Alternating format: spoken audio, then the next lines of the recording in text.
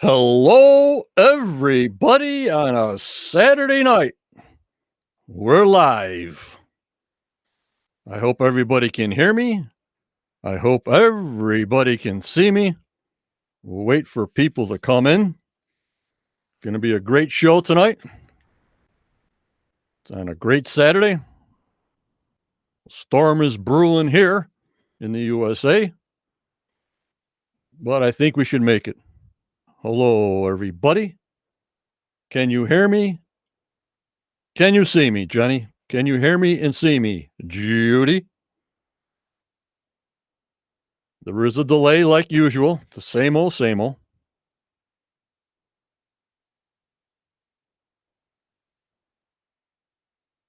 Hello, hello, hello. Beautiful. Everybody can see me. Everybody can hear me. It's a fantastic night. We're starting off on the right foot. Beautiful, guys. Beautiful. We got a really interesting show tonight. Top notch. Top notch. Of course, I always got to start my live broadcasts with my Quest of Oak Island Templars, my paid members on my YouTube site, the soldiers, the captains, and the Grand Marshal. I want to thank so much for Michelle and Renee and Roxy and Mike, Annette, the other Annette, Jazdia, Wayne and Starlene, and also Judy and Barbara and Daniel and Mike for that extra support to keep this channel going. I want to thank my soldiers also of Michelle, Scott, Dana, Josh, Virginia, Jean, Cindy. I thank you so much, and Becky, for the support you give me on a daily basis. Hello, everybody on the YouTube side. Jenny, Andrew, Diane, Michael, Teresa, Prom, Facebook side, Steve, Danny, Maureen, and Diane. They're coming in quick and heavy. I love it. I also want to thank my moderators of Tammy, Judy, Renee, Michelle, Daniel, and Starlene. Our call-in numbers 1-323-813-4135.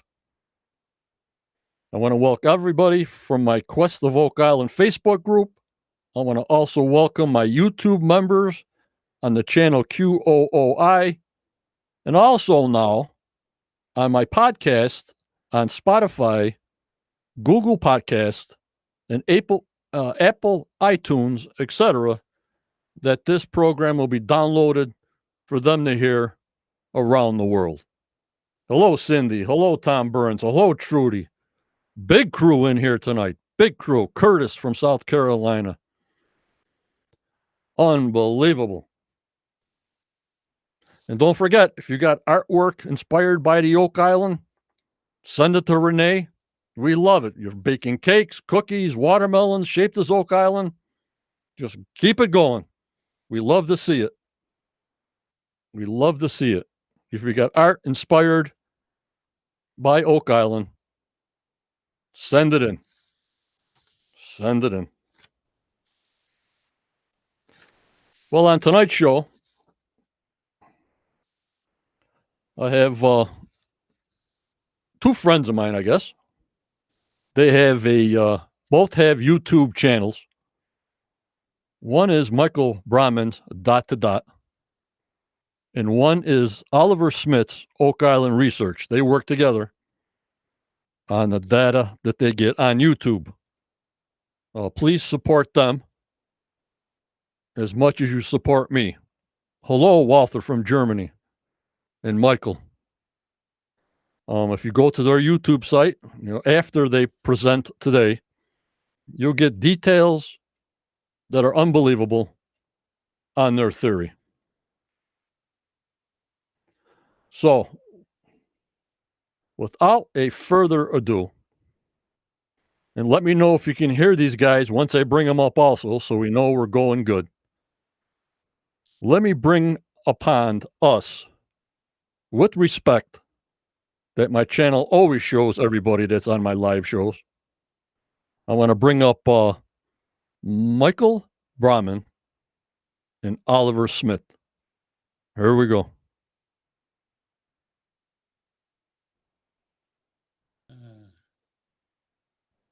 Hello, John. Hello. Hello, Olivier John. speaking. Hi, John. And the voice check. Hello, everybody. Can you hear us, John?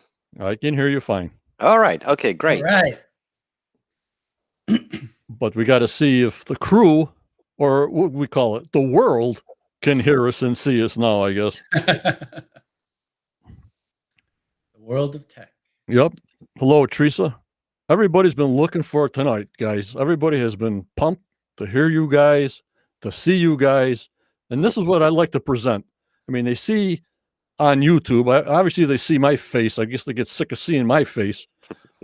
But a lot of people love to get the interaction of the YouTuber themselves and see him in person. You know what I mean, guys?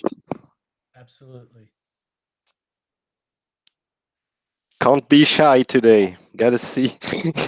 Gotta show yourself. Yep.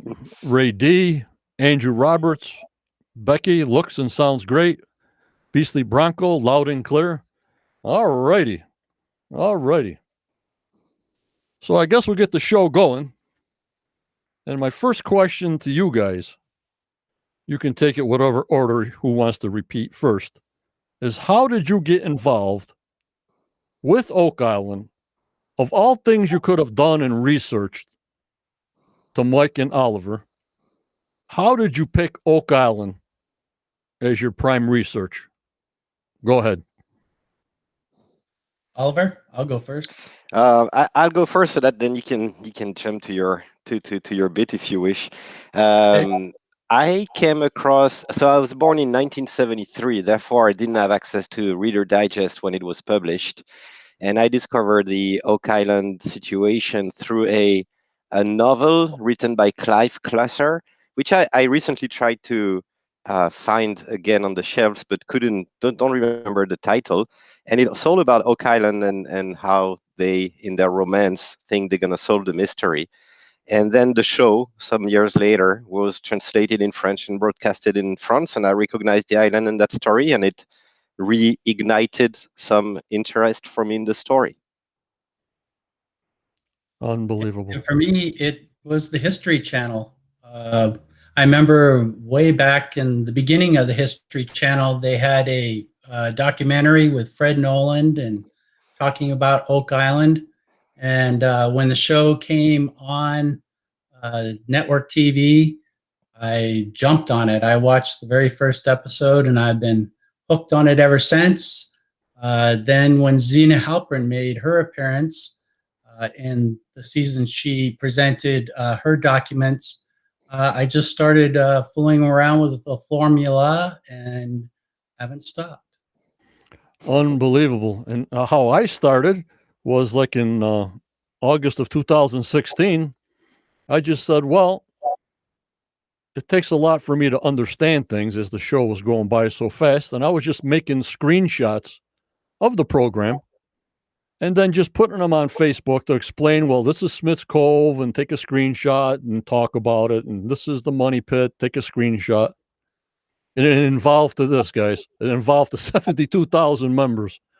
So wow, I'm not yeah, like I told you guys, I'm not a researcher, but I like to surround myself with people in the know, like you guys and all the rest of the cast members, and Aaron and Jake Roberts and Donna and Jeff Irving.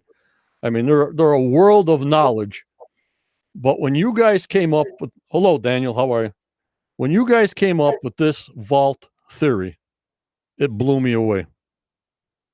Yeah, blows us away too. It was like, I see a lot of theories, and Michael, you know, I get sent so many theories from other people. But you guys, for some reason, it just hit me in the right spot that, oh my God, they're using the maps. They're using Fred Nolan's information. They're using Zena's information. They're using actual historic documents to actually pinpoint with directions from Oliver's translation to put on a map. I'm blown away. I'm just blown away. So are we. It's been a wild ride. It's been a wild ride. Very, very interesting, and it has evolved quite rapidly, actually. And so, it was probably a little over a year ago. I got involved in translating La Formula. Mm-hmm. And at the time, I was working on a geometric progression theory where the La Formula, and if you're not familiar with the formula, it is basically a symbolic code written on a special shaped piece of paper that was presented by Zena Halpern. And it had geometric figures on it. And I was interpreting them as a geometric progression. Now, the interpretation was a little bit difficult and very hard to explain. I did get something out of it. And then after that, I went into Fred Nolan's data. I had a screenshot that I overlaid on Google Earth, and it had a conformity to even that geometric progression. But the fact of it is the geometric progression, I wasn't completely confident about it. And I didn't understand why Fred Nolan's data lined up with it. Mm-hmm. And then that was the time that I started getting into the translation of the La Formula and its meaning.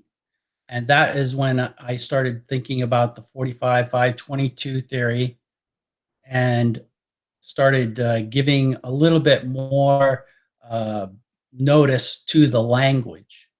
And I was putting up a couple of videos about the language and the French. And that's when Oliver came in and was sending me some comments and offered to help me out. And we started emailing back and forth, and it really started to take off after that. Yep, I agree. And also, I'm going to ask Michael this, I guess is the right question. I got a lot of PMs before we get into our presentation, Michael. Yeah. How do you, that's like me, if I have a piece of paper and I drew an outline of a piece of property on a regular 8x10 piece of paper. Yep. How do you make that scale fit computations? Yeah, that's a good question. From a map or from the interpretations from a drawing. I got so many questions like that. I got to ask you that now before I forget, guys. Right. Okay. That's a very, very good question, actually, John. Is in order to do, first of all, in order to do an overlay on Google Earth, you cannot, it has to be something that is basically within, like if you take a picture, it may be taken from a different style of lens, a different focal length, or anything like that. A piece of paper is much easier. A map is much easier because you only have to scale it in the XY direction. And you also need to have it registered according to either lines of longitude and latitude or something of that nature, some landmark that is noticeable on the map that's also noticeable on Google Earth. And then you also have to get a scale of distance that you can manipulate the map in the XY direction in order for it to fit properly to Google Earth. Very, very good. That answered a lot of questions there. I thank you so much for that. And the scale we'll see is given in the map. It's just a matter of understanding it. Yes. Yeah, we'll get to that. The XY directions on the Rochefoucauld map are basically built in to the understanding of basically the text that is written in it. And once you understand that and put it on paper and then put it on Google Earth, you can scale it X, Y directions, and also it orients itself. It's pretty amazing. Unbelievable. We're gonna see that. We're gonna explore that together. But and also, who knows what's in the 20 years of research that Rick has from Xena's research? I mean, oh my lordy! I mean, if they found that map in the back of the book, and I tell people, you know, to believe or not to believe, it's a theory until you hold it in your hand, like any other theory.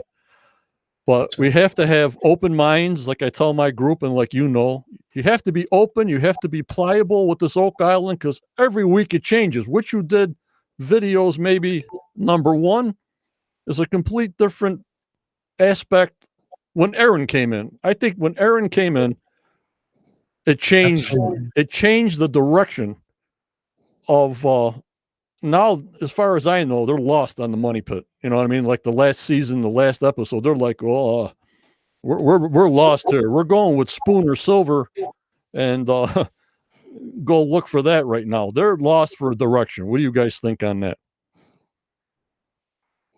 Well, yeah, I think their methodology of finding whatever it is on Oak Island is a little bit different than maybe Fred Nolan, myself, or even Aaron's theory or their methodology. Mhm. But you know, they're doing what they do that has been done actually on that island for what, almost 100 and something years. They're digging, they're testing, Right. and what I like about the show now is they're actually doing archaeology, and they're actually finding things that are they're not treasure, but they're clues. They're unraveling a story there that really hasn't been presented before. And there's a lot of credibility now to these theories that we're talking about because of the work that's being done on Oak Island right now. Right. And a lot of scientific data, more scientific data that's supposed to back up things, not hearsay, not a story that was told, but actually data from science. You know what I mean? Yes. And that just lends more credibility to what it is on Oak Island and what is going to be discovered. I believe they will discover it. Right. And then my last question before I forget is I'm hearing an echo on my end again. Is before you go in your presentation, we looked at that map that you overlaid the spots on.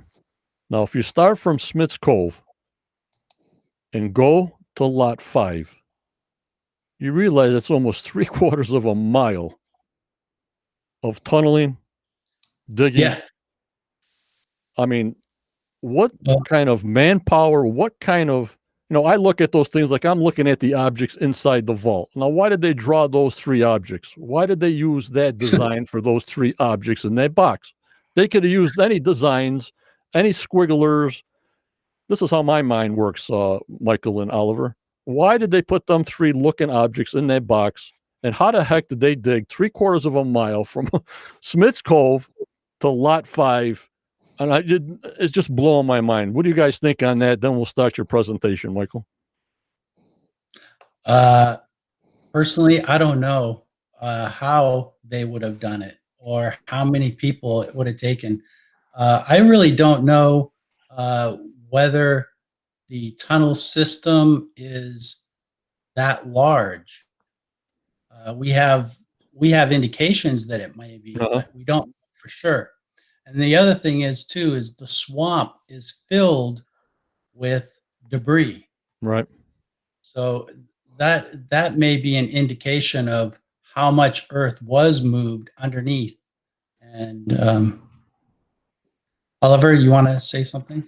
I work in project management. I run a company consultancy in project Yes. management, and definitely this was a project. It's not two guys digging two holes with a Right. shovel on an afternoon. So this required envisioning, to have the idea to build all this and design it this way so that it operates this way. It requires planning to execute it. It requires execution with monitoring and control that the project is going just the way you want it. It requires logistics. It requires closing phase where you would clean up and hide everything you need to hide. Mhm. This is an enterprise that must be left to a fairly and reasonably big organization. It's not three people in the backyard on an afternoon deciding to build that thing on the Yeah. island. It requires all those steps, and that gives even more, beefs up the clues. It's like, yeah, who's behind this? Who's behind this? An organization for sure. Yeah. Yep. And because I have a background in civil engineering, if you have a big stone paveway or whatever they want to call it, that had to carry weight. Yeah. If you had something light, you make a lighter material road. But if you have these huge paveways in the swamp with all those boulders and the size is there to carry weight. What do you think, Oliver? We don't know the timeline of the paved road, but we know it exists. And was it used for another purpose, reused or whatever? But just putting down that road was a project on its own at the time. So are we talking about a double project now? It's the. I often say in Oak Island, what somebody said, and I'm just stealing the sentence, I guess. When you open a drawer, you find four drawers behind, and then you open one of them, you get four more drawers, and that many possibilities. Everything, every time, and that happened with us, with Michael and I. Mm-hmm. You reach to a point, you think you understood something, and it opens more possibilities and more extension, and it happened Yeah. frequently. It's a very interesting animal, Oak Island. Yeah. Yup, and Definitely. the wood cribbing under the small paved area was dated 1489 to 1650. I mean, there's 165 different years of date of difference, but that's the date that the wood cribbing was under the small paved area, 1489 to 1654. So that gave us some indication of the small Yeah. paved area, somewhat. You know what I mean, guys? Yeah. Yeah.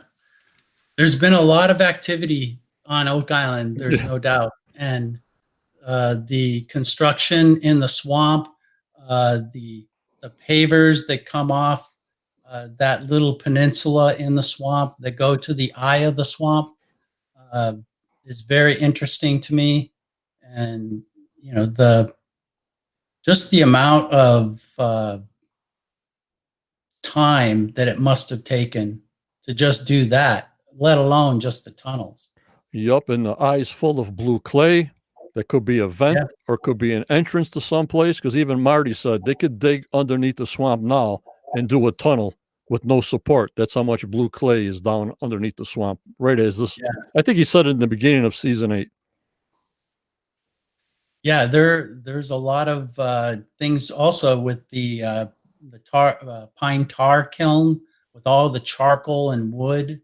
Yep. And I had said before in my videos that they were probably doing maybe pressure treating of wood and timbers in order for them to be a little bit more stronger and waterproof Hmm. in that kiln. They were pressure treating wood in that. Yep. But that's what they have to do to waterproof in those days. Alrighty. So why don't we get to Michael's presentation, and then we got Oliver's presentation, and then we got questions when they want me to come back on. So I'm going to be looking for Michael's screen share. We're on the script, Michael, right? Yeah. Just face you and I. All right, and I'm going to pop out of the view, and Oliver's going to pop out of the view, and Michael, just tell us when you want us to come back on. All right. Okay. All right, here we go, Got it. Oliver. Me and you are going bye-bye. We'll be in the staging area. Here we go. Okay. Where do I got to go to the. Am I still on here?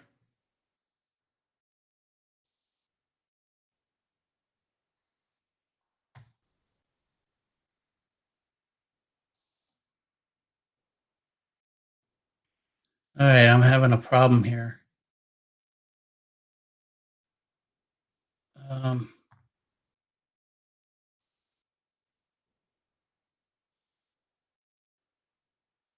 Here, why don't I try that again?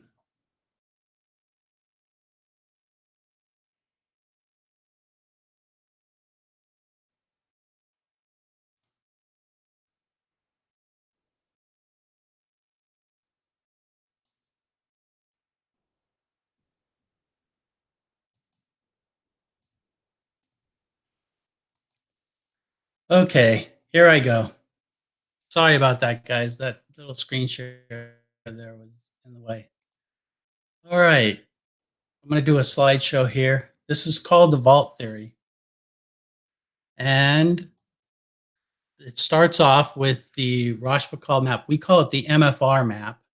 And on this map, we have on the left side, we have the what we call the landmark map. And then on the right side, we have what is called the compass rose. But the main thing about this map is the most interesting part of it is what's written down below. And when I first met Oliver, I thought this was a date, but Oliver said that with this un here, this is not a date in French, and that it was a number or distance. So the number is 1347 in French. Now, in order to understand this theory, you have to understand Nolan's cross because it's central to this theory. This theory emanates pretty much from Nolan's cross. And I find this truly amazing. And these are the dimensions of Nolan's cross. And the ones you really need to be, the one dimension you really need to be aware of is from the 0 to the bottom here, which is 722 feet, which is 429 feet plus 293 feet.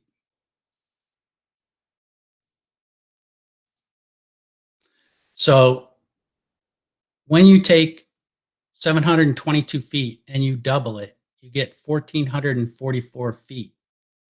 When you convert that number on the Rochefoucauld map, 1,347, which is in a unit of measure, a French unit of measure that was before 1668. And that unit of measure is 326.6 millimeters. Now I have 327 millimeters because when you convert this number to this, you get 1443. If you use 327, you get 1445. So it's right in the middle of the length doubled of Nolan's cross. And I'll show you. So this is the number here, 1347, 1444. This is the length of Nolan's cross when you take the end stone to the midstone to the headstone and double it and extend it out. The other thing I want to point out too is this triangle right here, this extension triangle is geometrically part of Nolan's cross. You're going to see later that there's an 80-degree angle, which this creates. The number 80 is very important. And also the sides of these triangles in French pre-1668 units is 522 pied.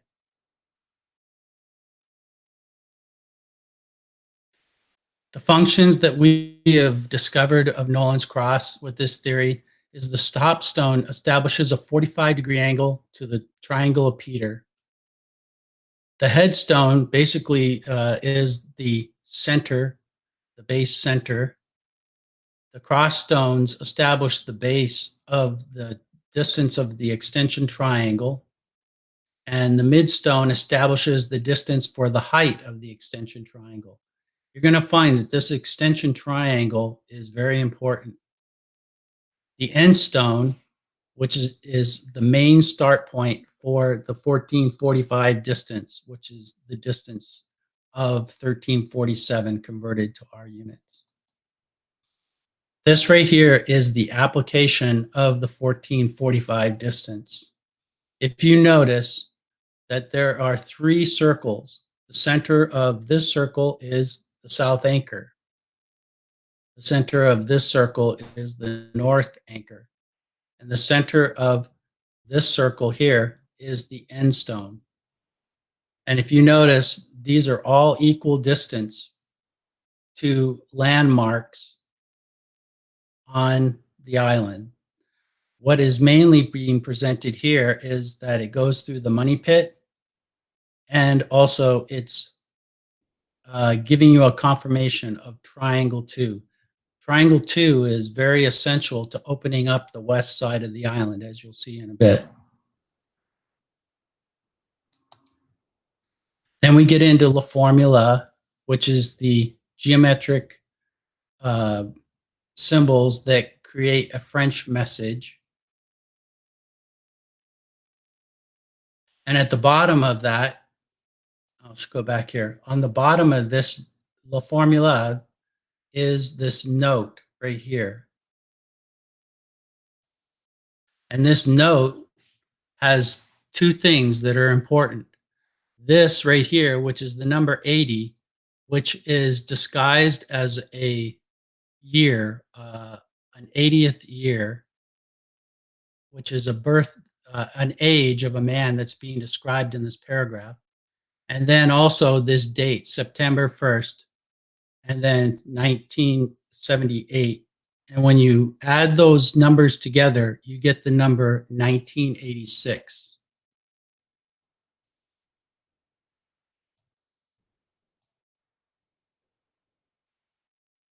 When you take these numbers, when you take 1986 and convert it to modern foot units, you end up with this number, 2,130 feet. And the number 80 is an angle that corresponds to the extension triangle of Nolan's Cross that is associated with this distance.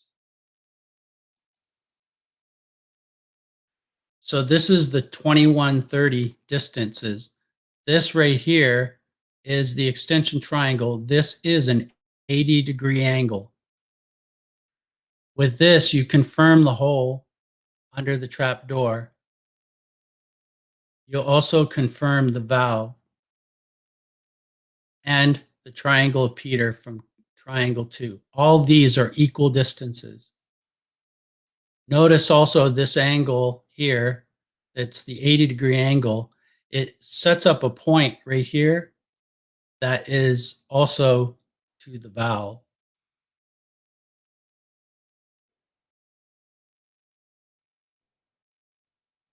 Now this is what Oliver and this is the MFR clues of discovery. And when we discovered the scale, the 1347 scale, and this is basically the clues that set up this scale that is on this line right here. And it's in my last video that I did. I explained this completely. It's pretty long to explain all these, but Oliver discovered the anomalies within this text up here. And when you set the scale of this line, remember I said you had to scale it. When you do that from the extension triangle to here, 1347 pi to this line, at this angle right here, and it points to this cove in this island, which is the clue right here. It orients itself and it scales itself.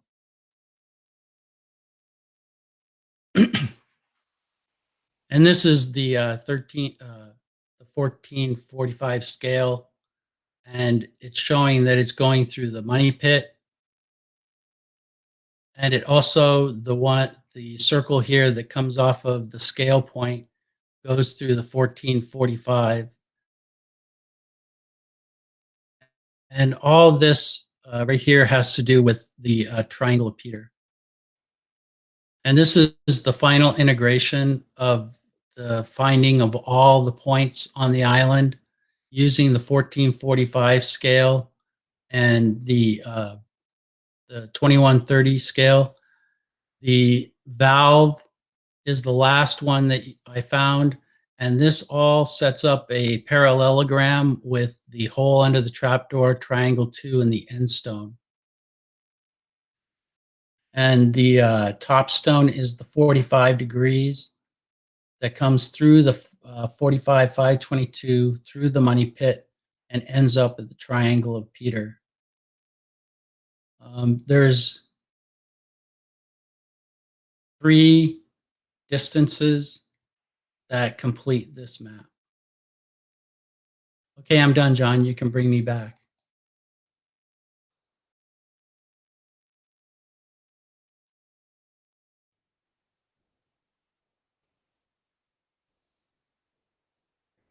Very good. Very good. Yeah, it was a little rushed, but I didn't want to go on and on. You got all the time in the world here, Michael. After Oliver does his spiel, you can be on as long as you wish. Looking for kind of any questions for Michael. If the chat has any questions, is the triangle of Peter the stone triangle found on the south shore? No, the triangle of Peter has not been discovered yet. The triangle of Peter might not even be a landmark. The triangle of Peter, basically, to my opinion and knowledge, refers to Saint Peter. And Saint Peter was crucified upside down. So that's why the connection between the triangle of Peter to the top of the cross, because it denotes where the cross would have went into the ground in the crucifixion of Saint Peter. The other thing is too, the drawing on the map that shows the triangle of Peter also shows it in a configuration where it has a due north-south line, due east-west line, and a 45-degree angle. So the triangle of Peter is definitely something that's telling you about a 45-degree angle, but not only that, but a right 45-degree angle triangle, which makes it mathematically calculable because since you know 522 feet, you can determine the sides by half of that distance times the square root of 2. Very, very good. Let me see, because in this 3 box, I'm cutting off Michael's face here. Yeah. How do you get out of this? Just lower your cam just a little bit, and you'll be fine. Oh, beautiful, beautiful. Is that better? Down right there. Yeah. Okay. Okay. How do I get back to the screen where I see the? All right. What do you want to do? You got more to share, right?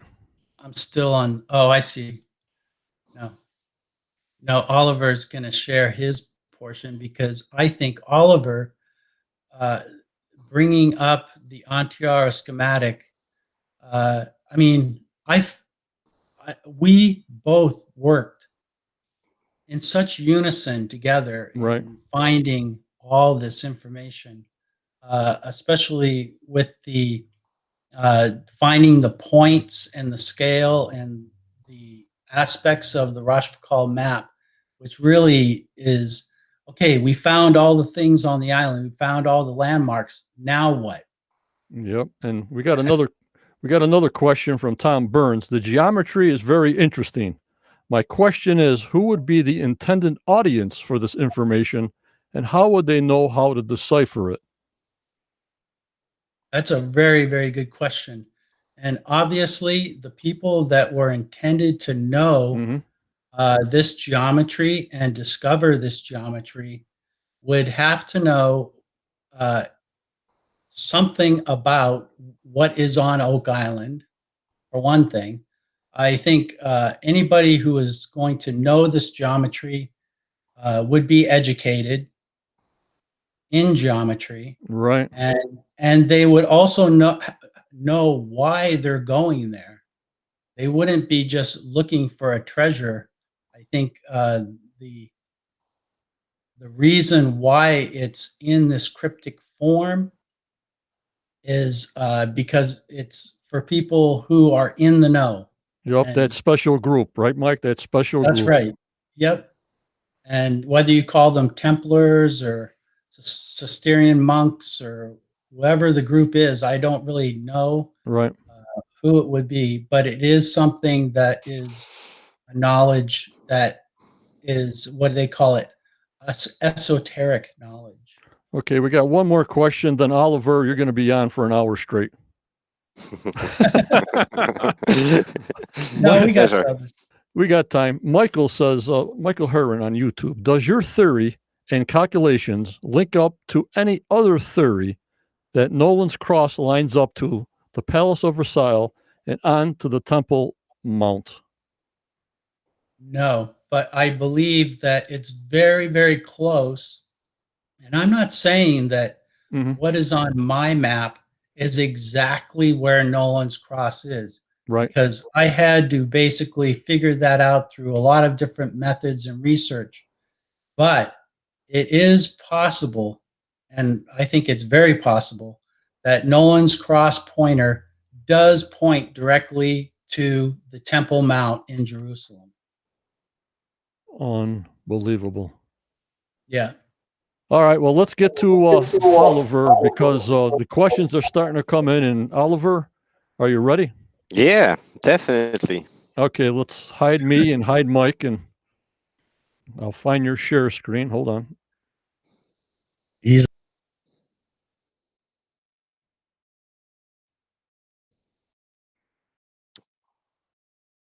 Okay, I guess I'm on. Just a quick check through the chat. That's hard to say for a Frenchman. Making sure you can hear me all okay, and you can see my presentation. Can somebody just give me feedback through the chat that you can hear me right, please?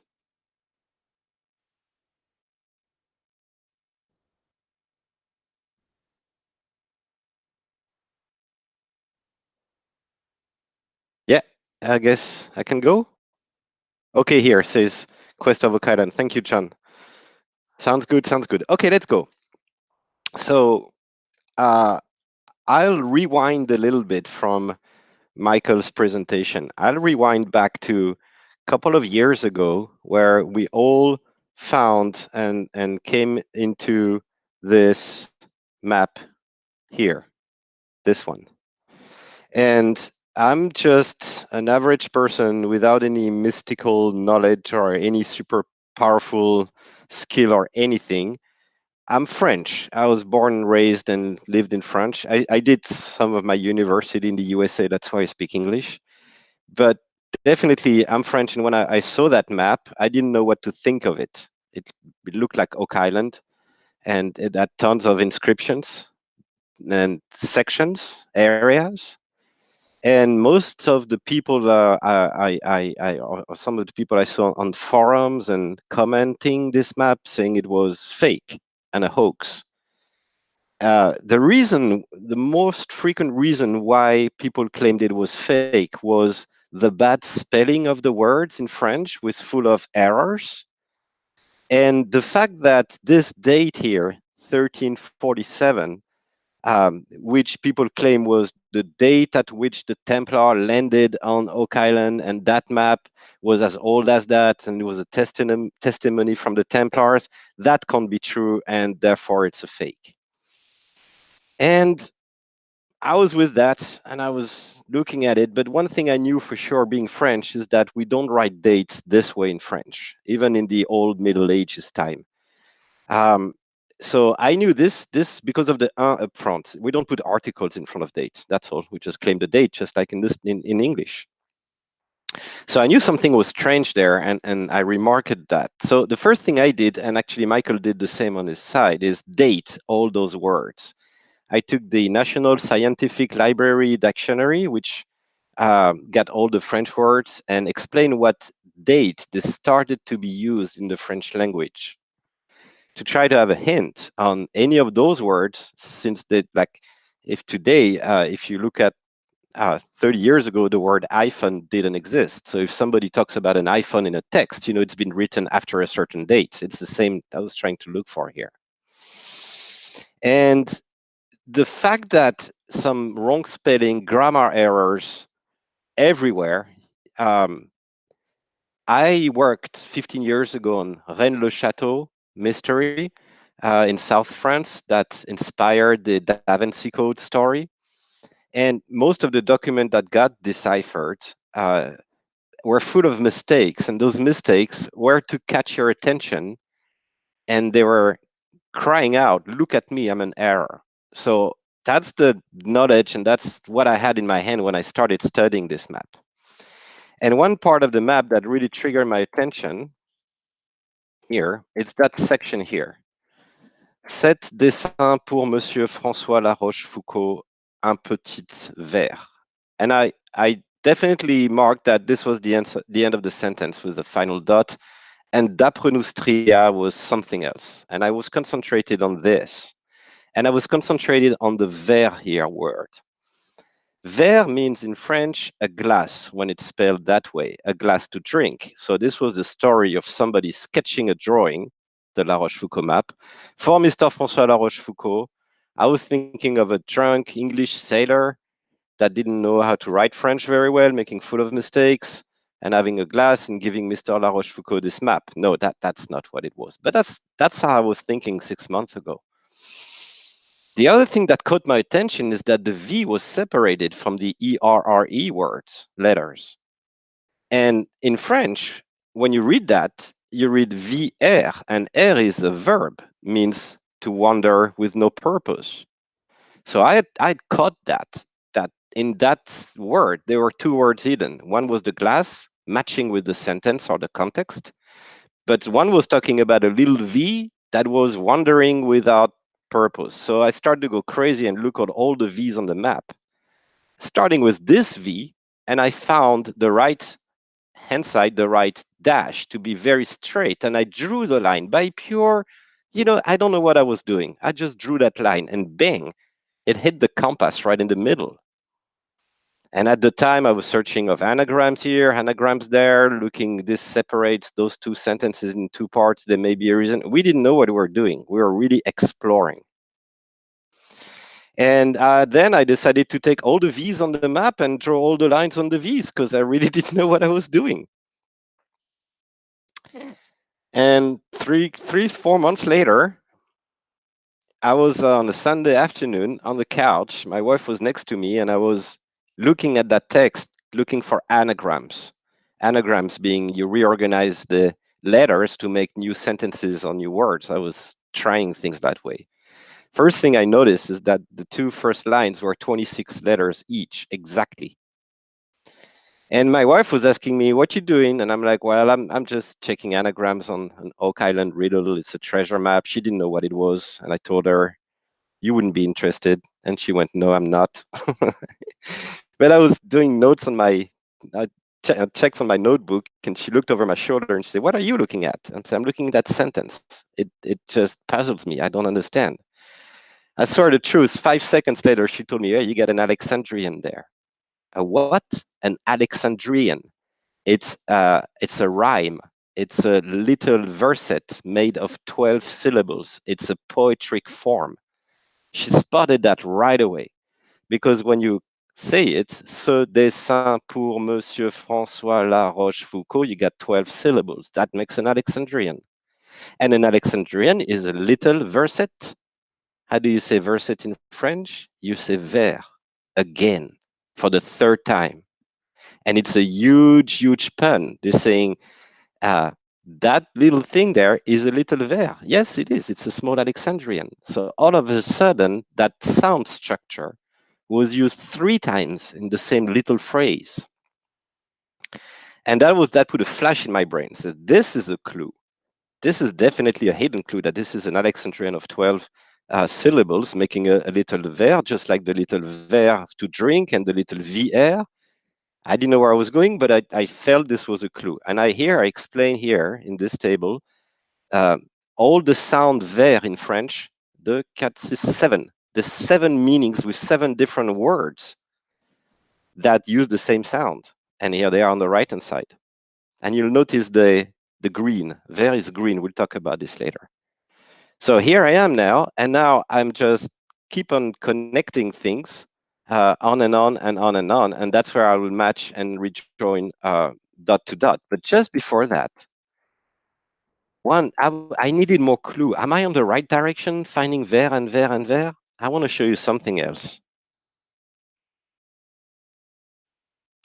Something called the language of the bird. I saw quickly in the chat somebody was referring to the language of the bird.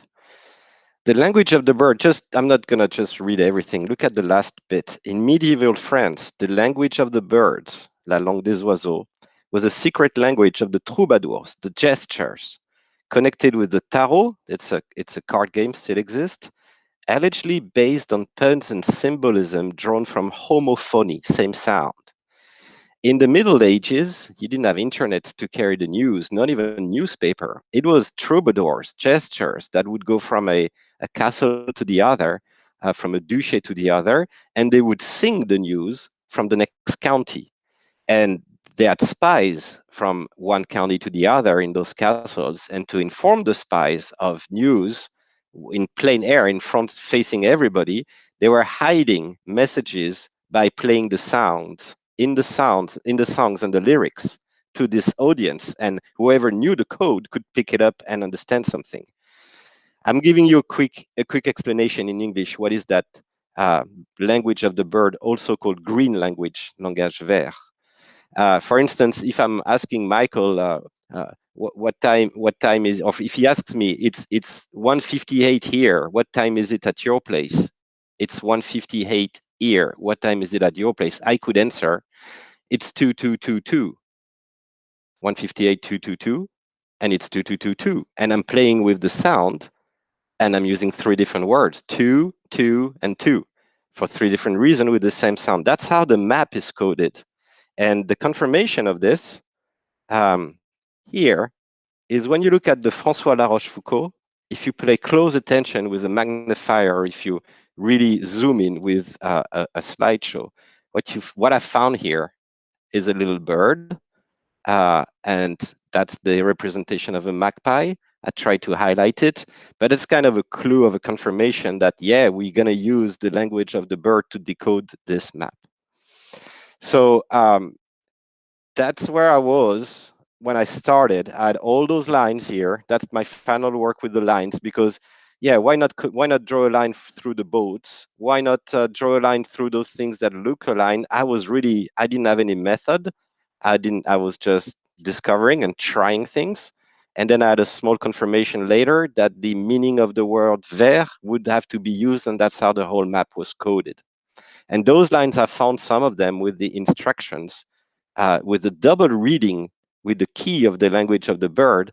You have to be fluent French. I remember when the document was discovered at Zina Halpern, the story tells that a French teacher, an American or an English-speaking Canadian French teacher was there and started decoding the map, but that's not sufficient. It has to be your mother tongue in order to decode it, meaning it has to be your mother tongue to code it, by the way. And I was stuck with those maps, and the last thing that happened, and I will finish my speech for now, the last thing that happened is when I decided to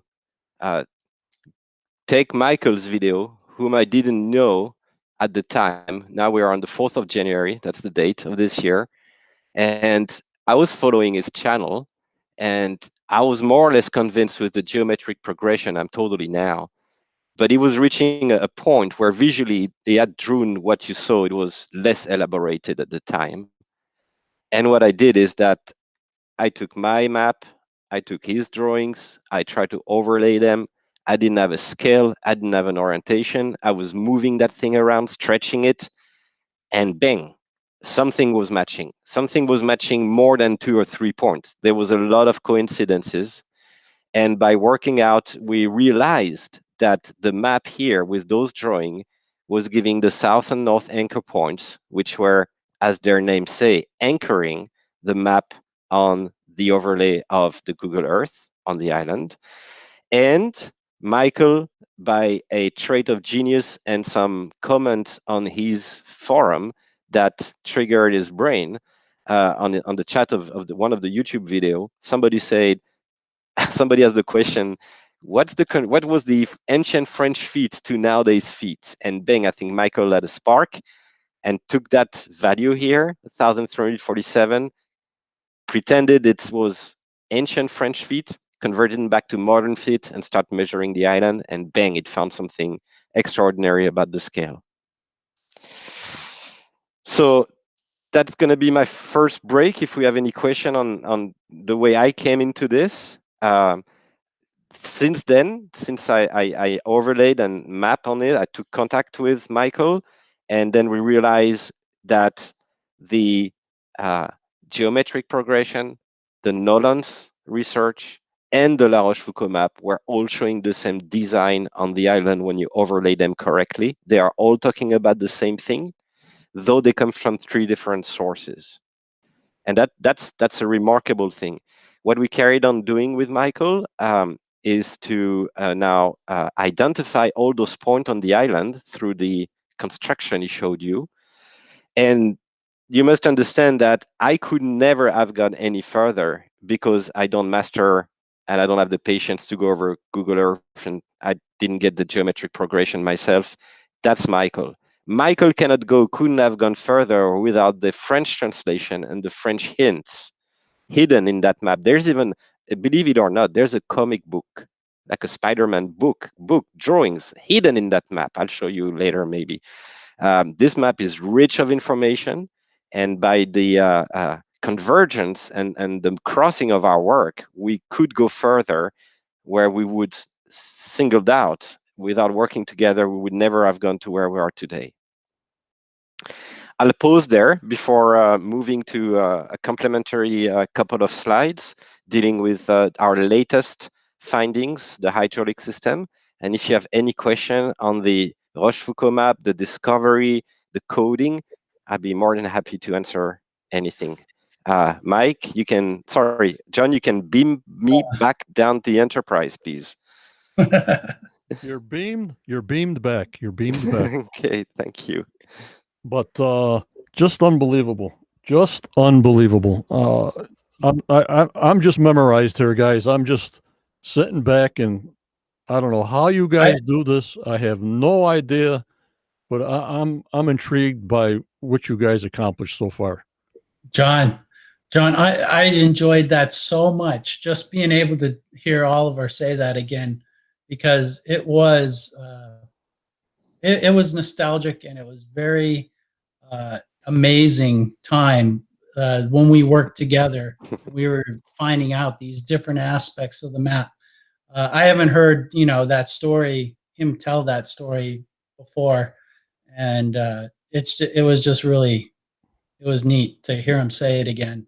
Yep, because it really brought back the memory of getting that. It was not that long ago, but right. But it's like you hear Oliver when you talk to him on the telephone, but this is the first time my members and myself are hearing him. I can listen to him all day long. Okay, you're on YouTube and you say your spiel on YouTube, but this is a whole different realm when the person's right there looking you, right in the eyes, and with his enthusiasm and with his knowledge, just to tell you about what he thinks it came from. You know what I mean, Michael and Oliver? Yeah. Yeah, thank you. That's all right. I'm going to go back here. We got so many questions here. I got to go back on the YouTube side. Mm-hmm. Okay. And then, John, we have a conclusion, couple of slides to show again, right? Yeah, no problem. No problem. Take our time. I'm not going anywhere. All right. Now, it's going to be a little bit out of context now, but they say they have to be involved at some level, in my opinion. You have to be able to navigate and communicate, and it only makes sense to me. This would be part of the total package to bring you back to Oak Island. That's when Mike was talking, but I don't know what the heck, if you can. That we are involved with the show and we're here to drag people back to the show? No, I'm too French for that. No, we're not involved in that. We're not already enough work. Thank you. No, that's what they think I am too, you know. So, but I want to put Okay. it out. When I put it out there, even in my chat and in my group, I have nothing to do with Oak Island, the people of Oak Island. This is just a great forum that everybody expresses their theories and opinions and being open-minded and just passing information on. But a lot of times, Oliver, I got to say that so they know, like, we're not working for Hollywood. We're not working for anybody, and Yeah. we just do this on our own. Right. Let's see here. It would What be the- nice to see this implemented on Oak Island, though. oh, don't forget me when if you guys get on TV, don't forget me, all right? It would be nice to see them implement this. Luke Rich says, what does the bottom French language mean? Must be on the bottom. That's a very interesting one. Les Sud-Indiens travaillent très bon le lionceau de Talmont. We didn't decode everything, and there's still some mysterious area. And this one, I must say, I've been knocking my head on the wall for a couple of months on that sentence. You can believe I tried substitution, I tried deciphering, I tried anything you could find, and nothing comes out clear and spitting out. At one point, I was 2-3 months ago working on the map. I was thinking the map must hold the revelation of what's underneath. It must be coded somewhere, and maybe those pieces of text are the clue. But at the moment, I really can't tell. And again, it's full of errors, grammatical errors, and no, I'm still working on this. I hope someday we'll have a show about this, dedicated to this. But at the moment, it's still in the dark area for me. Okay. Also, I want to tell everybody out there to get real detail. Please go to YouTube's channel and to the Oak Island Research YouTube channel and watch these guys' videos for more that I know we're going to miss, and you only can absorb so much, but just go to their channels and, watch them, and you'll get a great education. What's this one here say? Known as the green language or the perfect language. Yeah. It was used in Rennes-le-Château again, ciphering. There's a clerk named Abbé Boudet who wrote a 330-page book that is just based on this. It started with page 360, and the last page is page 1. It's a real riddle and clue, and nobody understands the triple meaning language, but it's all based on that bird language. That's how I came to know it existed. Yep, and Tom Burns says, I don't know if this will fit, so I'm going to say it. Just popped into my head. 2 lines, 26 letters, written as a rhyme with hidden symbols by someone who maybe does not speak great French in a secret language involving spies. How do you spell Francis Bacon in French? That's an area I need to investigate. I'm not that familiar with his work and how he's involved on the island, but I know there's a whole theory behind this. I need to get my head into this. What year? What year is this Francis Bacon era? Late 1500s. Well, Late 1500s. That could work. Yeah, my friend Jake Roberts has a YouTube channel, The Ghost of Bacon, and he has a lot of cryptic knowledge how he deciphers things on his channel if anybody wants to take a look. Yeah, I love Francis Bacon research. Great stuff, Oliver and Michael. Let me see here. I got to keep on going back. I'm slow. Amazing work. Thanks. The map and writing on the map are very casually written. I find it difficult to understand how specific geometry can be drawn using the writing. Well, I can field this question here. It's not the writing that the geometry is coming from. If you remember that little V that stood out in the writing, that gave us a line that points, actually it goes through the compass, the middle of the compass, and actually it ends and goes through the midstone pointer on Nolan's cross also. In my last video, I explained pretty much everything of how Oliver and I, more on the geometry end, how that writing and all those little symbols and drawings on the map actually come to the final conclusion, which is basically where's the money pit and where's the 45-522. Right. It's everything on the east side of the island. We got Michelle, my moderator. How close was the French interpretation when Marty and Rick went to France that was given to them when they showed it on the show and her reading the map, sort of? Oliver, what do you think of that? I don't remember specifically the show, but what I can say is that I've seen through the show, through the internet, through many pages, some interpretations. For instance, let's take there's a sentence in the original French map that says "le triangle de Pierre," the triangle of Peter. Could be the triangle of stone, as Pierre. That sound either means stones or Peter. And the translation that were given to the team where the point of view of somebody was directly translating, and sometimes it was not super good quality. I wished, but obviously nobody came to the logic and the finding of the language of the bird, saying there's a second layer of understanding those characters and those sentences and those phrases. And I don't think anybody exposed to Rick and Marty this. Again, let me say it one more time. Maybe some people had all those documents at hands in the past. Obviously, somebody named Donald Root did. Right. Why didn't he come to all that from himself? Because you need two skills. You need to be fluent French. Maybe he was by his Swiss mother and etc. But you need to be fluent French. I am, because it requires deep understanding of the language structure and the sounds. And you need somebody who can work the math and the lining and the arithmetics of a map and of geometry. You need to be good at geometry, as you can saw Michael's work. If you don't have both skills, you're pretty much stuck with all those documents. And you may just have them and not understand how they can and must be used together, which is part of the conclusion slides we have, is how interrelated are all those documents? Do they have a common story together, something to share? That's the last part of the show we have for you. Okay, and we have one from my professor here, Daniel Spino. He does great write-ups. If you ever read them on my chat, he's just unbelievable. Could Vere stand for the De Vere family? I believe Edward De Vere was involved with Francis Bacon on Oak Island. I think tonight we open a door to Francis Bacon by the comment of the first person who commented about the spy and everything. This is extremely interesting what I'm reading there, because I didn't know about the Ver family, and I think I'm going to spend a couple of weekends on Francis Bacon's linkage with Oak Island, because it could be linked. It could be linked. I don't know enough of the Francis Bacon part, but yeah, that's totally opening a new range of investigation. Absolutely, the Ver.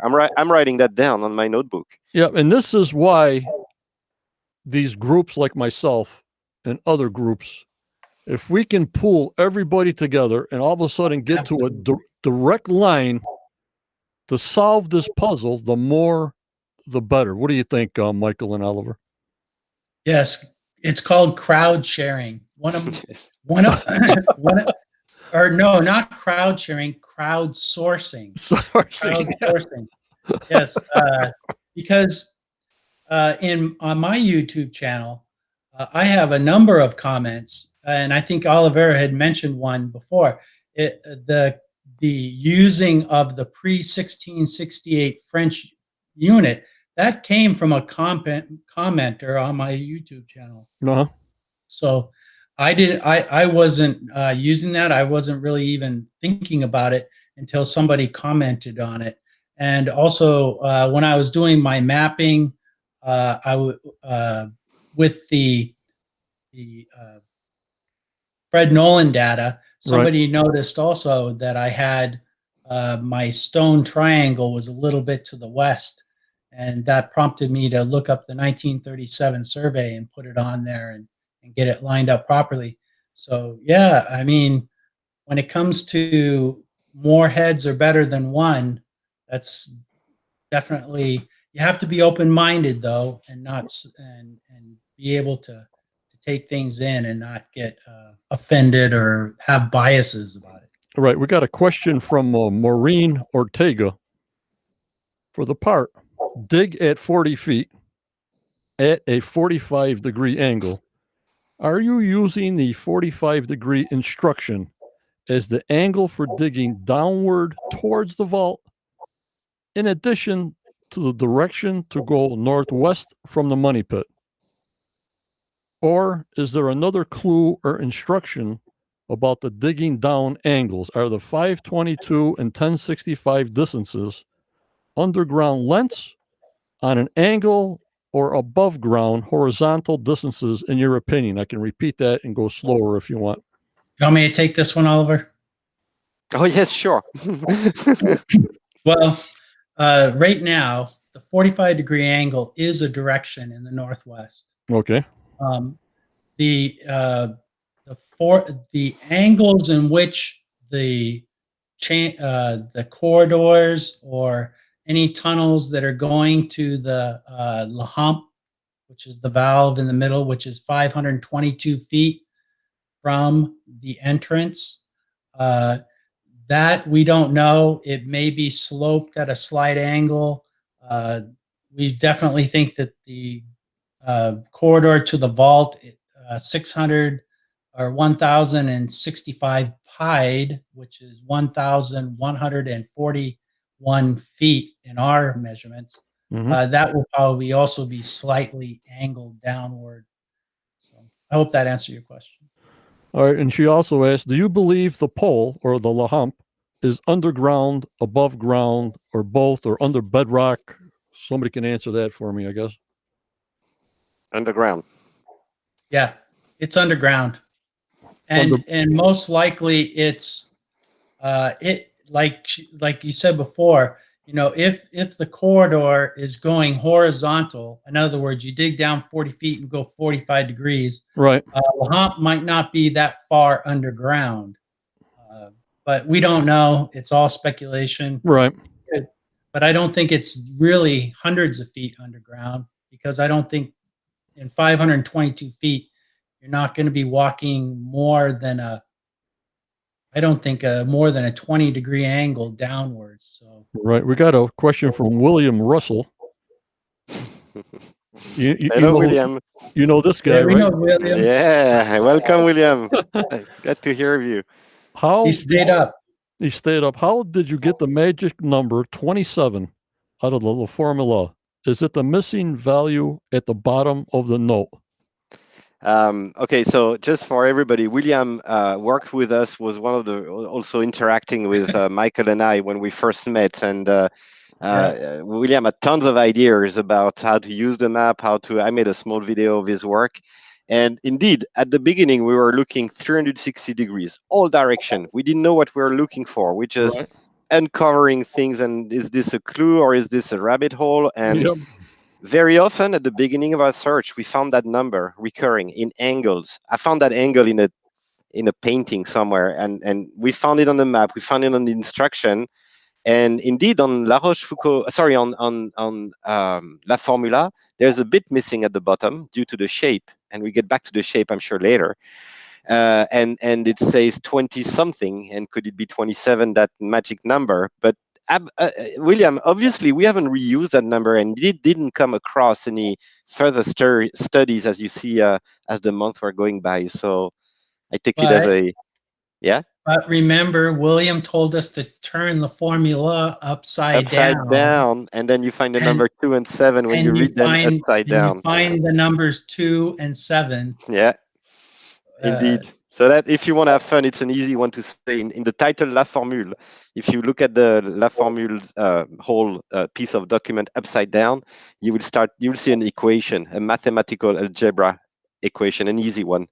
It's a 2 plus 7, but the number is there. Yeah, but again, it didn't give. It's not giving any juice anymore. That hint, that trail is kind of dead now. Yep. As we move on, like every week, more information. Every week, a different direction.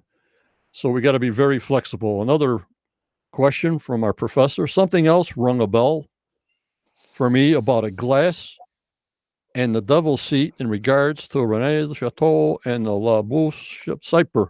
Making me speak French over here. I'm mumbling on top of myself. Yeah, well, I'm not sure we want to deep dive into into a Rennes-le-Château mystery, and it would take another week and so. But yeah, there's a seat there, and that's carved in rock at the top of a hill. And Labuse is an interesting story because Labuse was a French pirate who, when he came to be hung after being caught, threw at the face of the public who was there coming to his execution a piece of paper saying, "This is my treasure.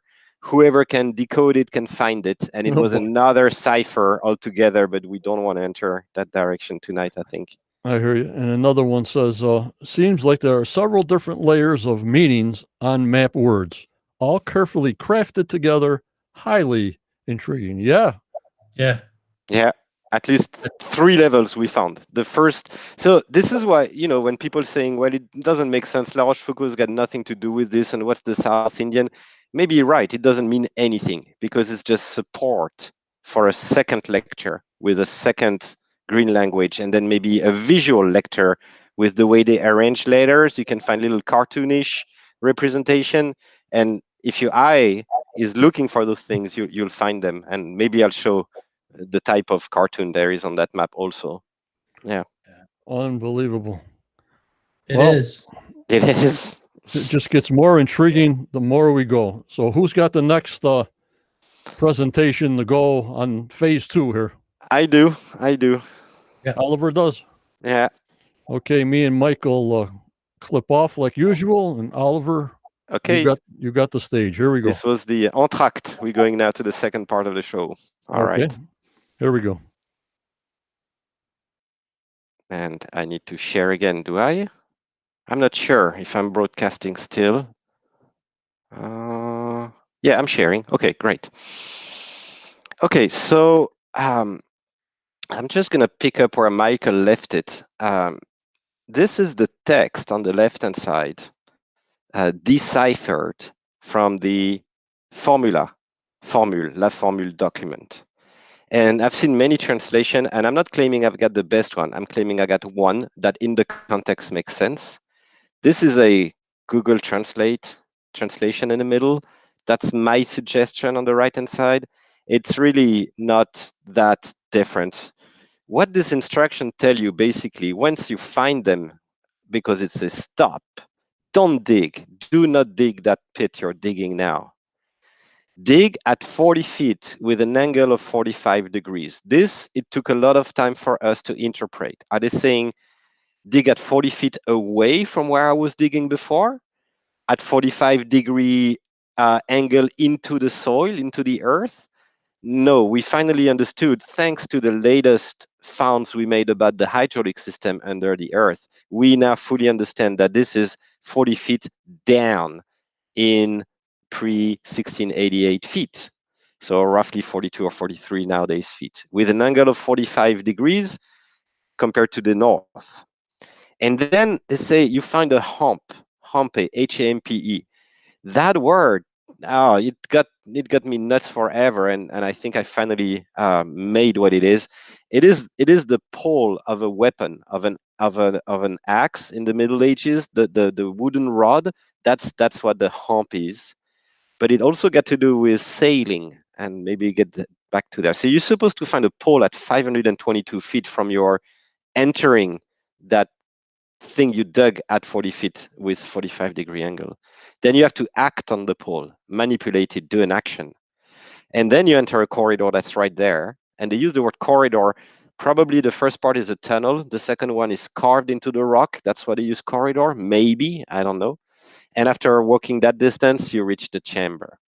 So that's the definition. Basically, the instructions are 40 pieds, the French unit, 40 ancient feet to dig, with a 45-degree direction to La Hampe at a 522 pied distance and 1065 pied distance to the final chamber you want to reach. That's the La Formule instruction. Not so long ago, 2 weeks ago, I was on a Teams call with Michael. We're just one of those 10-minute Teams calls that last 3 hours. And we just took back the history of the county of Lunenburg. That book that was quoted in the show is actually the oldest, I'd say, reliable source of information about what happened on this island 80 years before. This is way before the Reader Digest. And this is an official history book made by historian at the time in 1870. So it's a remarkable testimony of what happened. And we just read that again for the like 6,000th time. We all read this, and here we go again. And this struck a second tier of log, and blah, blah. And 10 feet lower, they came to charcoal. Everybody read that, and 10 feet below to putty. But wait. 10 feet lower, they came to charcoal? How many feet is that lower? So we went to the whole story back, saying, okay, from the surface, the book says they removed 2 feet of soil. They found flagstone, we estimate 1 foot. They go down at 30 feet, aged oak logs, and go down and stop at 28 feet. There's a testimony. Stop for 10 years, 9 years, came back with a new team, start digging again, starting those layers. And by calculation, we came to the conclusion from this text, and text is missing up front. That tells you the beginning of the story. But here at 40 feet, there was a layer of charcoal, black charcoal. And we know at 40 feet deep, we need to find something so that we find the shaft that goes to the Hampe at 524 feet at 45 degrees. That's that marker, 40 feet. So now the formula is saying at 40 feet down, you need to start digging on the side somewhere. And now we have the description from the Lunenburg records, 1870, that explain at 40 feet, there was a layer of charcoal, like a marker. This is where you got to hit the side. And they explain, I'm not sure if it's in this document or if it's in the Reader Digest, that when they were going down, they could see pickaxes marks on the side, like people hitting what they said was tough, hard clay, trying to find something on the side while they were going down. And of course, the kids at the time didn't understand and didn't have those documents and went down and down and down. The putty here was acting like a sealant, and they broke the sealant, and they went down and down and down to 90 feet. And then you know what happened a couple of days later, and it's like that for 200 so years now, because it was not meant to be broken, and it was not meant to be passed through. It was meant to stop at the charcoal level. That's the marker. And then you dig at 45 degrees on the side of the clay, like people tried before you, and there you find your exit point. And this document from Onteora Scrolls. So it's been published in 2017. And I had that in my hands for quite a while. But, you know, it was like too crazy, and it didn't make sense, and it didn't tie up to the rest of the story.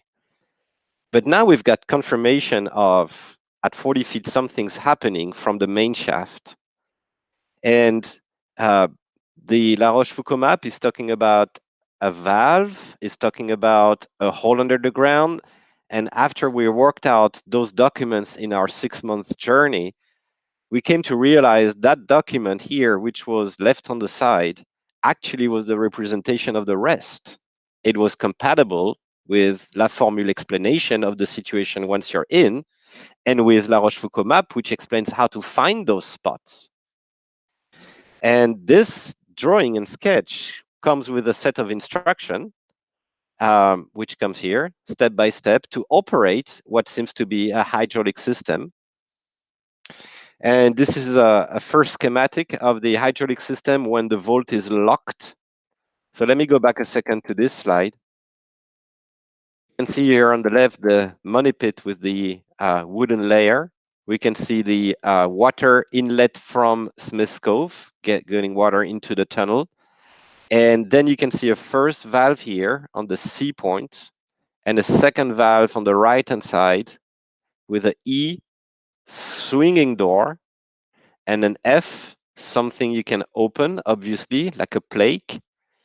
And so that's the noticeable point. You can see here that that chest, that vault, seems to float, maybe. It's got water underneath, water that comes from the inlet. And with the valve operation, it seems you're able to decide whether you got water in or not. And you decide whether this thing floating on top will be accessible or not through the G point, which is the entry. It's, if you've ever seen the movie Cube and Hypercube on Netflix or whatever, that's the story. That cube walks up and down according to the level of water. depriving or authorizing access through that door, through that opening, and that opening is accessible through that shaft where you find the Hampe. That's 522 feet. That's the corridor described on Oak Island, on the La Formule. And the B point is where you have to reach when you break one of the side at 40 feet.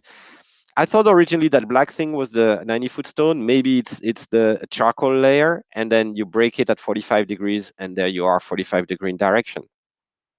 So that's the schematics. Nothing is at scale. Nothing is at scale, and it could be bent. It could be going up and down. Nothing matches altitude. It's just an engineering schematics of the apparatus, of the machinery.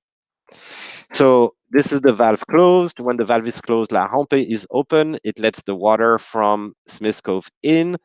It goes all the way in with the tide level, goes up and down with the tide, and it will keep the vault inaccessible because your entry doesn't match your tunnel. And to keep the water in, your second valve here is shut down, retaining the water. And this is the situation when you do the opposite. You close the Hampe valve, you restrict the water from going into the tunnel here, and you open the backwash valve if you wish, and the water would exit. This would remove the water and let the vault land on its poles here and aligning the entry here, which, before anybody says anything, yes, there's a hydraulic issue. There is an engineering problem. I'm a fluid mechanic engineer by training. I'm working on this. We have a couple of possibilities. We have to remember that we're also bound with dates and what we knew. We didn't know hydraulics the same way nowadays than in 1200, for instance, or 1600.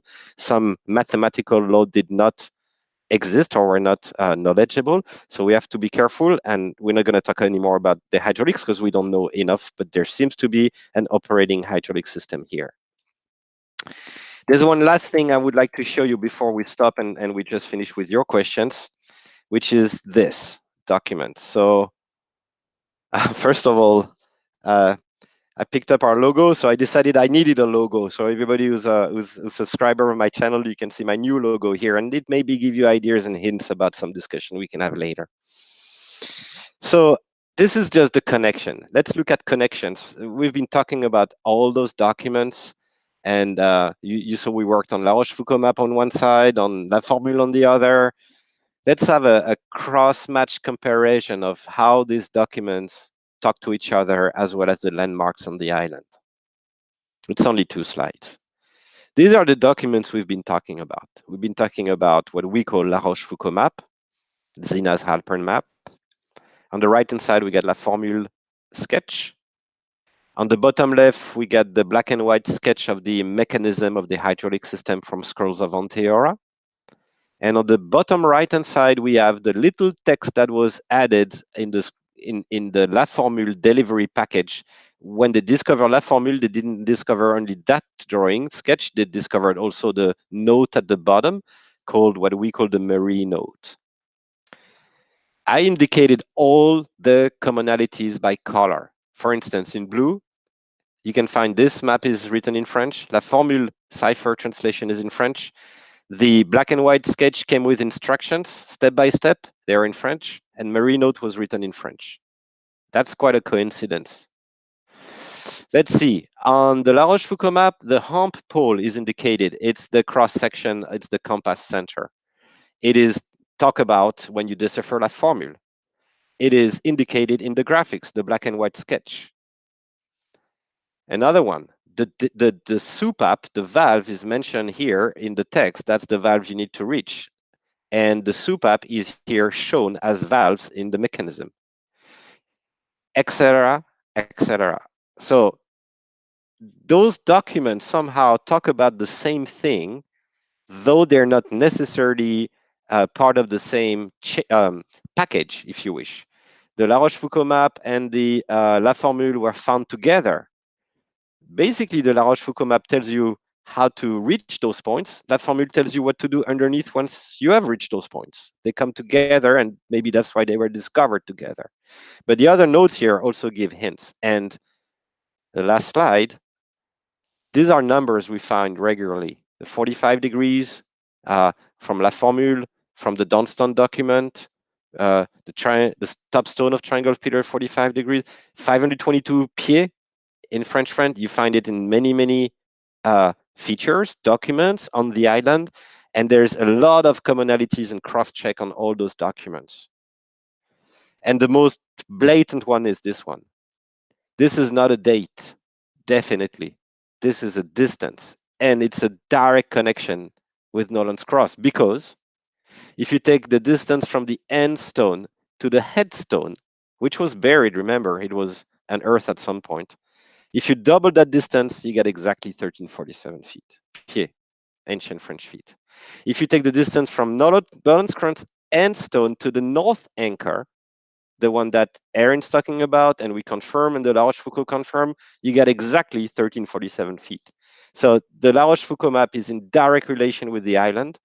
And we don't know who made it and what and when, but it reveals things nobody knew about. And it's a chain of documents some people used to own and probably didn't know how to interpret, because again, you need full French speaking ability and ability to draw and understand the coded lines that come together thanks to the work of Michael. We thank you very much for the patience you had following all our YouTube videos, following all my French gibbering today about those maps. We thought it was interesting for you. We hope so.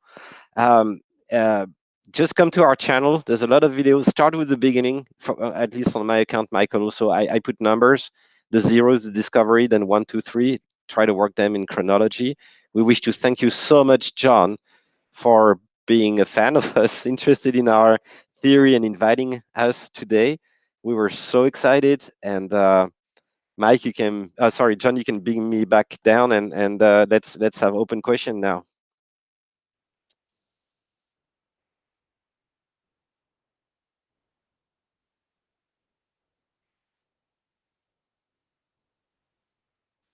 Just fantastic. Awesome presentation. Thank you, sir. There's Very no good. other word I can say, but oh my lordy 40. I use that little phrase throughout my 150 or 180 videos. When I'm just stumped and amazed, I just say, oh lordy, hordy, 40. That's all I can tell you. We're speechless also. Nope, it's got too much in here. Let me see. I'm gonna have to read it. Yeah, one thing I'd like to add is, with this information, it's very difficult for me to try and imagine how you would do this without the assistance of using Google Earth. Right. You know? But Michelle says, since reading the 1930s article that I read, I don't think there was a 90-foot stone. There might be some information in this article that the two theorists might have some things they might see. Do you guys believe there was a 90-foot stone, or was that just an investment ploy so they would get investors to buy their leases to get money? What do you think? As far as we know, a 90-foot stone doesn't even really enter in. Right. I was investigating the 90-foot stone there for a while. I'm not going to say whether it's true or not. I tend to sort of say it probably was in existence, and it probably did say the things that it said. And the reason I say that is because Kempton deciphered it, and with the same cipher. So the Kempton cipher comes actually from the 90-foot stone. We have another question here. Is the 45 degrees meant to be a slope to the tunnel or a direction to come off the main shaft? It's a direction coming off the main shaft. Yes. It could also be 45 45 degrees down. We never know, but it's definitely the direction. It would be too steep to go down. Yes. It's at 40 feet, and you basically take a heading of 315 degrees. We have to true north. There's so many. I can't even fit them in, so I got to read them here. Daniel Spino, my professor, very interesting presentation. Thank you. I believe the map was copied from the original. What is your opinion of Don Rawls saying the Oak Island map is a fabrication? mostly like created by Oh. Bill Jackson as part of an assignment by the agency. Please, Well- Michael, let me just answer that one. We made Okay, I want to add something to that. You will add, but we made 3 videos on that very topic. Very good. What's Donald Rue's implication? What's Zina Alpern? It's like I called it Cluedo, like Cluedo, but for Oak Island, Cluedo. And this is that Donald Rue is saying one thing and the contrary. It would be too complicated to explain here on the channel about Right. that.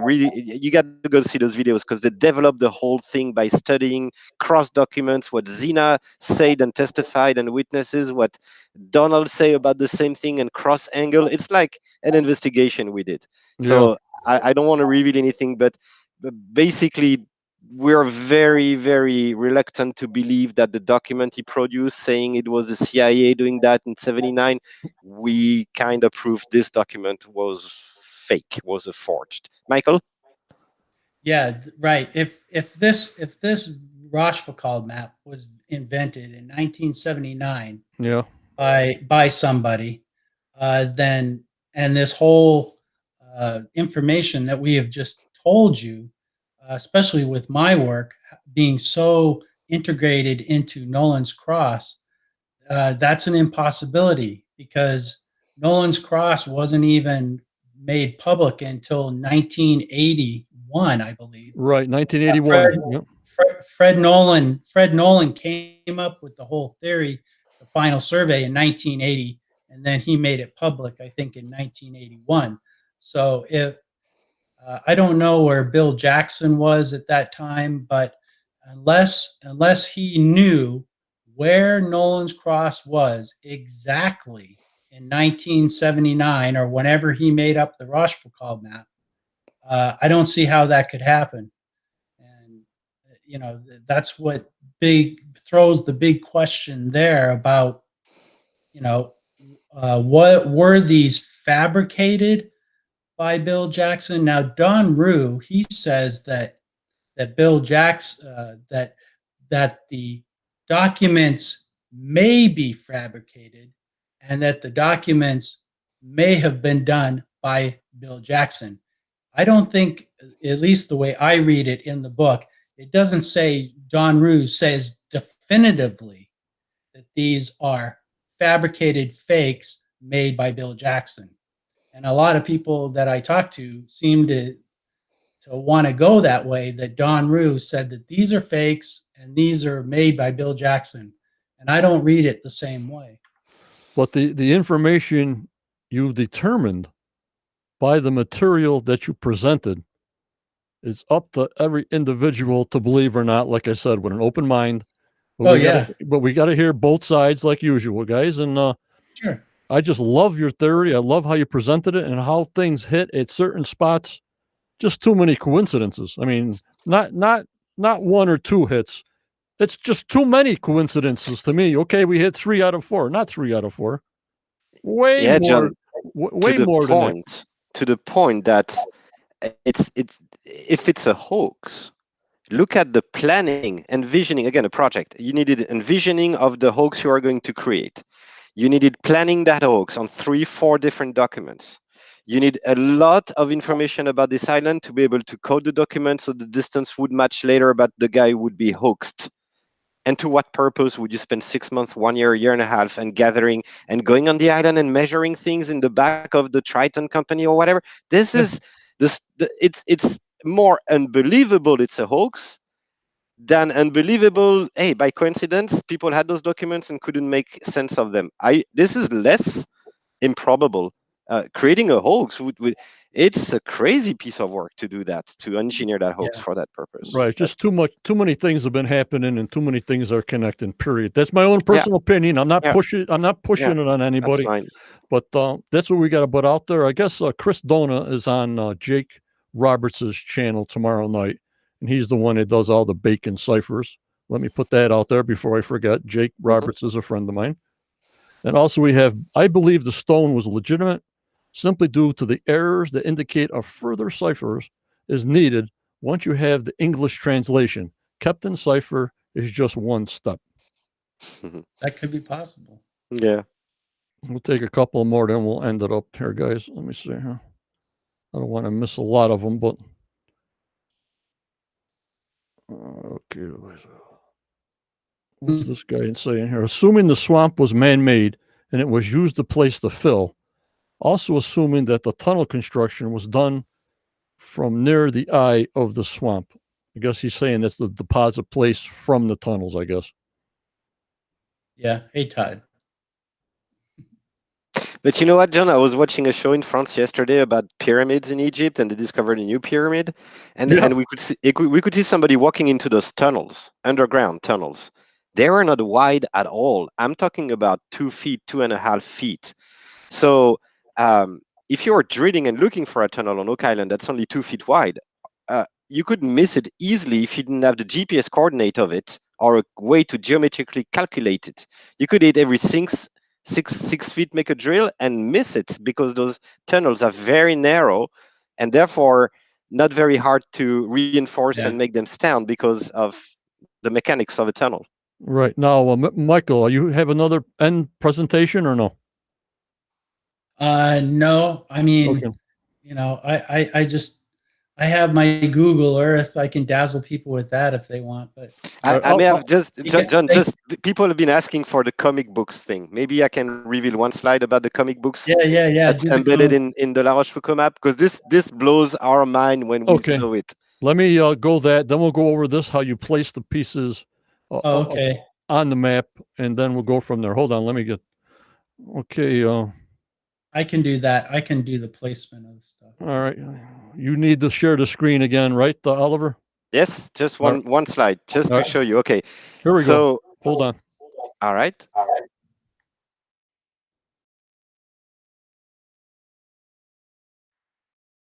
Okay, I'm on. 2, 1, 0, broadcasting. Okay. So if you follow our videos, we found a little guy and he's got tons of adventures on this crazy map. So we called him Ian. If you watch my videos, you'll understand why we called him Ian. And this is the region where this is happening. And you see Le Bassin, Le Barrage, that's that part of the La Rochefoucauld map upside down. I reversed it. And I was looking at all this with a magnifier. And that shape here, that little guy shape, I gave a call to Michael and saying, look at this, Michael. There's a scuba diver diving through a tunnel underneath the water. And Michael called me back the next day saying, I think you got it wrong. You have to look at it vertically. And there's a little guy. You can see his head, his neck, his body, the 2 legs, his left arm, and his right arm here. He's got his head popping from the hole built from a tunnel, and with his right hand is touching that S letter that looks a lot like a cylindric valve. That's a modern valve shape for pipelines, for instance. And that little guy there with his right hand is moving and touching that S thing, that lever. And a couple of minutes later, I told Michael, and look at this, Michael. In French, that area of the map, the swamp, is called le marais. Marais is a swamp. But the M, they made a 3 out of it. Again, they turned, you can see the 3 instead of the M. So from le marais, you get le 3 arrêt because you lost the M. And arrêt means stop. You need to make 3 stops and operate the valves. And look at the black and white sketch from Monteora. We're making 3 stops and we're operating valve. Just like if La Rochefoucauld map was also talking about a hydraulic system from which you need to operate something. That was the last slide. That was the last bit. And there's more. This is just one. This is just the teaser, but there's more stories, graphical stories in the map that are hidden. You can play and have a look for yourself. But oh my gosh, when we saw that, we were like, are we tripping or is it, it's for real? And it makes more sense now that we are linking and the bits together. Yes, you have 3 stops to make, and yes, you have to operate valves and levers. Yes. Thanks, John. That's it.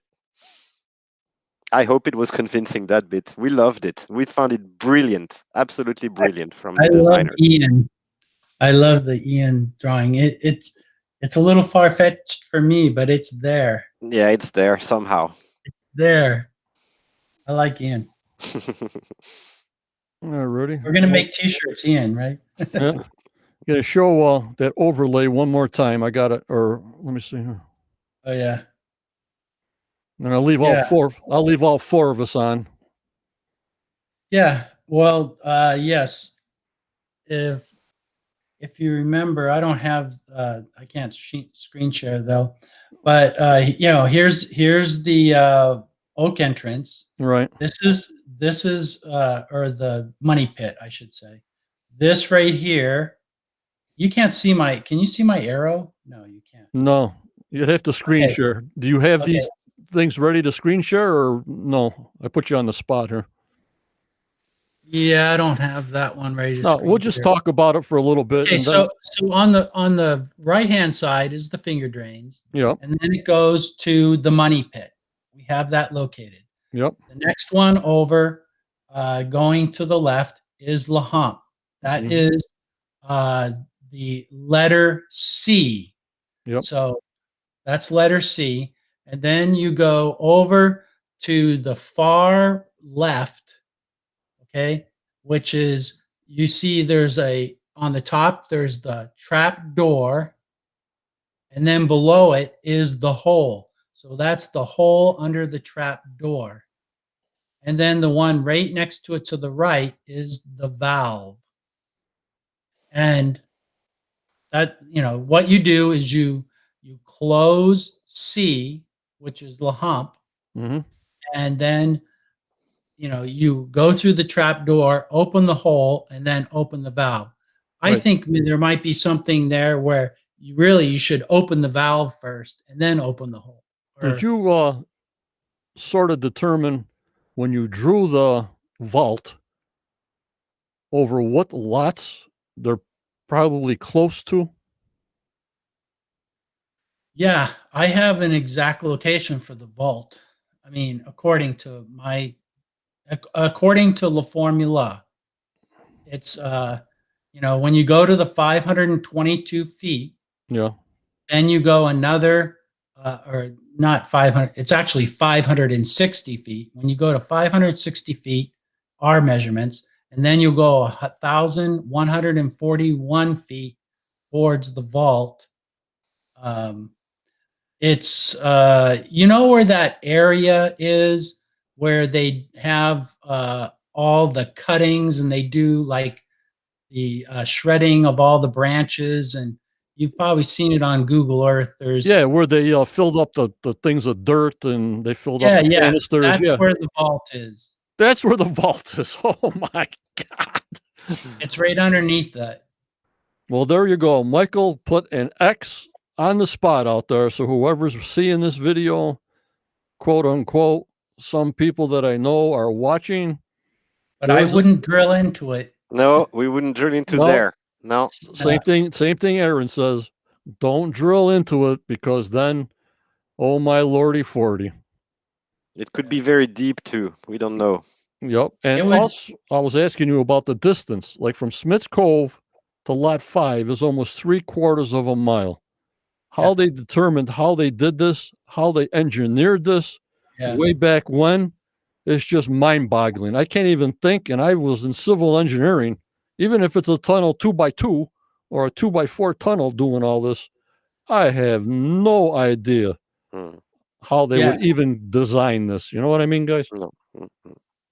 It's got to be I don't know how much tunneling there is. I mean, there's some people out there that think that the whole of Oak Island is like a maze of tunnels. Yeah. I can't imagine. Well, they say that that solution channel, which is salt water that decays the pyrite underneath, can be a honeycomb underneath there. You know what I mean? Oh, really? Wow. Yeah.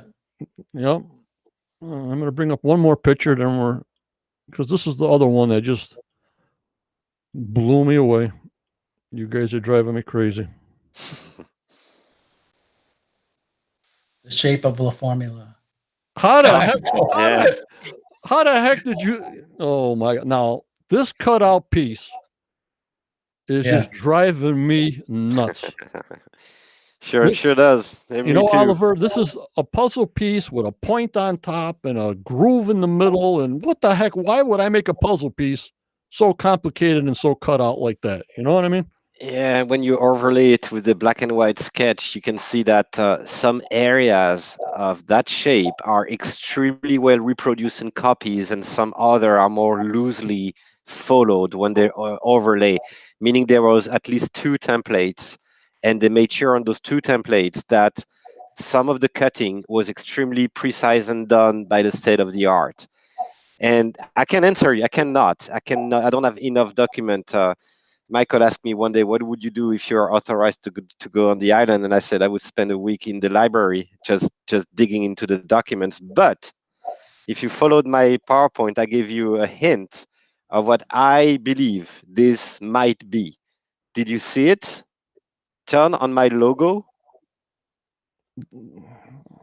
Maybe I saw should like pop a up. I saw should like pop a up my s- logo again just for a second. Just broadcast me just a second. I'll show you the logo I've got, that and was the that would first thing I answer. saw. Yeah. My mind is fried right now. So all right, let me bring you up again. Hold on. Yeah. Where are you? Are you still over here? Yep, I still got you. Where are you here?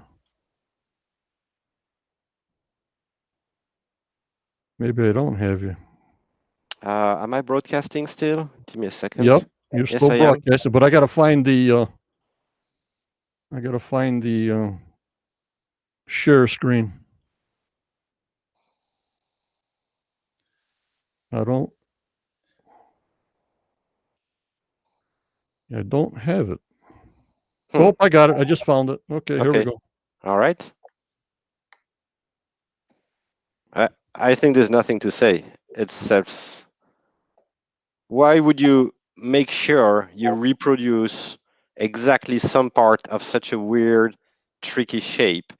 Again, when you go down the tunnel and you reach the vault, which is in the right position, It's a correct key. position It's to a enter, key. It's a you key. you It's a must key. have It's a a key. door there. It's a key. It's a Yeah, I key. that's my hint. All right, no proof, nothing. It's my thought. It's my thought that when you enter, the vault must have a door, and the door must have a lock, and it must be a pretty crazy lock. It's not your, basic door lock. You want to protect something. And why would people that need to share a map or share documents, why would they make so much cautious into respecting some line, some shape, and not others? Because it's the imprint of the key to enter the vault. Hey, that's my fairy line story, okay? This is not Oh true. my This is God. my dream. This is a fantasy. This is nothing to back up my idea, just out of my brain, all right? But Listen, I think Oliver, it's neat. I think it's a cool way to I explain think I what it saw is. a movie with that. I think I saw a movie like that. Oliver, I love it. I absolutely love it how you come up with these. I'm just amazed how these I things don't are know. even happening. I don't know. It's probably wrong, right? It's probably not the case, but I think it's just perfectly fun to do it. Yeah. Great presentation, not far off, looking from the skeleton key. Yep, yep, unbelievable. Okay, I'm going to get that off and get us Yeah. three up here again. Yep. All right. Well, members, what a fantastic presentation by these guys. Go see Dot to Dot on YouTube. Go see Michael there. Go see Oliver on the Oak Island Research YouTube. Support them if you can. I just had a wonderful time. Hope everybody else had a wonderful time. And I thank you guys for coming on. Thank you so much, John. It was so Thank much you, fun. John. Thank Yeah, you. it was. It was awesome. It was awesome. I thought it was fantastic. Everybody behaved. We had a bunch of questions. I didn't hit too many wrong buttons, so I think we did all right tonight. All right, so you guys, I'm going to log off on you guys, but stay with me. I'm going to tell my chat goodbye, and I'll see you in about 5 minutes. Thanks again, John. Thank you, Thank everybody. Talk to you in a you. bit. Thanks everyone for following. Great. Thank you. Bye-bye. Guys, what can I say? I try to bring you something different. I hope you enjoyed it. I like different theories, and I thought it was great. But don't forget, remember, you go always forward. You may get a setback, but you guys always go forward. Believe in your dreams. No matter how old you are, just go for it. Be positive. Be mentally strong in these crazy times. If not, get help. Be safe. Be positive. And good night. We might see you Tuesday. We might not. Check the Quest page. And I thank so much for Michael and Oliver. It was a great presentation. To believe or not, that's up to you guys. I just put it out there. And I love the show very much. I thank you so much. Good night, everybody. Bye-bye.